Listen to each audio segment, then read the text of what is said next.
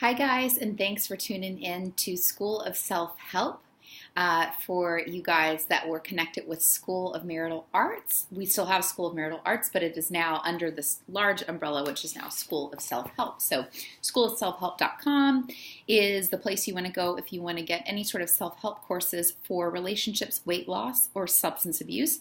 And today I'm going to be sharing with you one relationship tip that I find myself saying a lot in my practice over and over.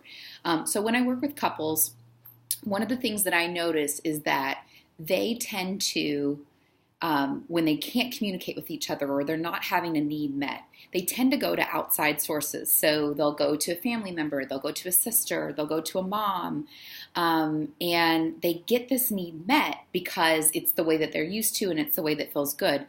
But the problem is that that outside connection becomes somewhat of a pacifier for the person, meaning that the need is met, but there's really no solution long-term in the relationship.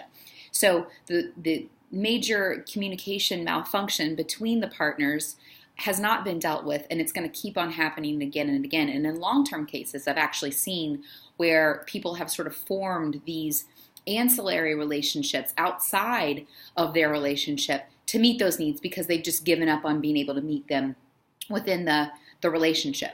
And that's obviously not something that's conducive to the relationship, because when you get your needs met on the outside, what is this relationship really good for?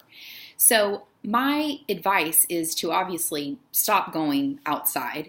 And when you're in a long-term relationship, so long-term relationship, marriage, any sort of long-term partnership where you're making a commitment to each other, the shift that needs to be made is that this now is the primary relationship. So instead of your relationship of origin, so your family, your mom, your sister, your dad, your brother, whoever it is, your best friend, that has to be secondary to this primary relationship if you want it to really work. And so it is really, really difficult to cut off your supply when you're getting something that feels really good from a friend or a family member. But keeping the issue where it started. So within the partnership, being able to talk about it, and the person whose needs have not been met, being able to identify, well, what is the need that needs to be met there? Like, what is he or she not doing that I'm getting in this outside relationship that I can articulate to them so that they can fix and so that they can work on it and so that this can be a support for me. So for instance, I'll give you a case example. I had a couple, and the female was largely sort of head-oriented, very logical, left brain, very much just sort of operated from her head.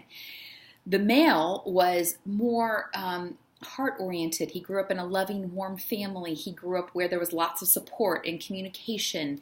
And so what would happen is he would have a need to have emotional connection or even physical connection, and his partner doesn't really have that same need because largely she learned how to function independently a long time ago.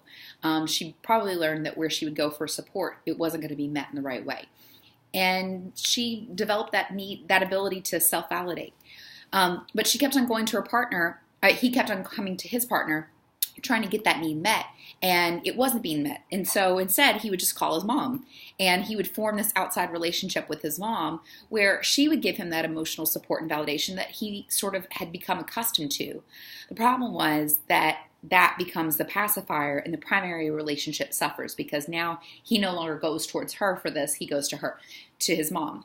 So my recommendation for that was obviously cut off the supply, stop going to your mom for those things. And it doesn't mean that you can't have a relationship with your mom, and it doesn't mean that you can't have a close relationship with your mom. You can still talk about whatever intimate details you want to about anything that's not related to your relationship with your significant other. And then when you have that problem, so for him, he had that need of like, I feel like we're not connected. I feel like we're roommates. I feel like we're just partners. Her being able to sit with that and say, well, I'm sorry you feel that way. And him giving her feedback about, well, that doesn't necessarily help me. That doesn't feel good for me. That doesn't feel connecting for me. What does feel good for me is for you to say, well, what would make you feel more connected? Or I'm sorry, like I don't want you to be sad. What what can we do that would make us more than roommates or more than just two passing ships in the night. And so he has to be able to communicate that to her for a while until she starts to internalize that part.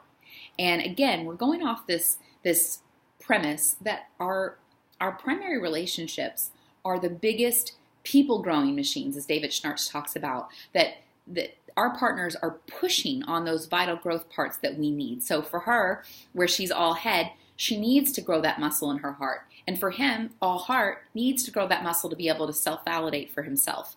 So I hope that helps you guys. If you notice that there's any sort of ancillary relationships that you're reaching out to, try to cut off the supply and go back to the source and see if that does not help to repair your relationship.